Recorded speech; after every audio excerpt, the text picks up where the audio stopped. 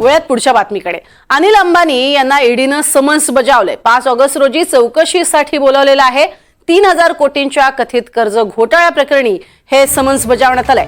या कारवाईमध्ये येस बँकेकडनं घेतलेल्या कर्जाच्या गैरवापर आणि मनी लॉन्ड्रिंगच्या आरोपांचा तपास हा सुरू आहे। यापूर्वी तब्बल 35 ठिकाणी छापे पडलेले होते आणि या छाप्यांमधनं सुद्धा आणि कागदपत्र ही ईडीने घेतलेली आहेत आणि आता 5 ऑगस्ट रोजी चौकशीसाठी अनिल अंबानी यांना बोलवण्यात आलेलं आहे आणि ईडीनं हे समन्स बजावलंय। अधिक माहिती घेऊया, जुई जाधव आमची प्रतिनिधी आपल्या सोबत आहे। जुई, यापूर्वी पडलेले छापे, काही कागदपत्रांची पूर्तता करणं अपेक्षित, अशा सगळ्या घडामोडींवरती ही एक मोठीच कारवाई म्हणावी लागेल, काय अधिक माहिती?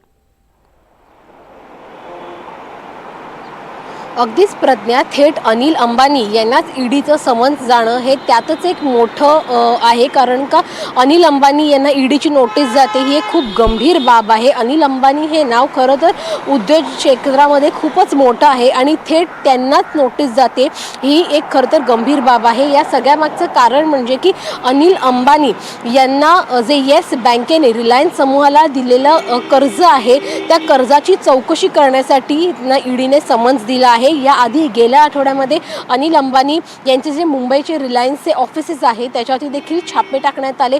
जवळपास 35 ठिकाणी हे छापे टाकण्यात आले होते आणि 25 त्यांचे लोक होते, जे कर्मचारी होते, त्यांची देखील चौकशी झाली।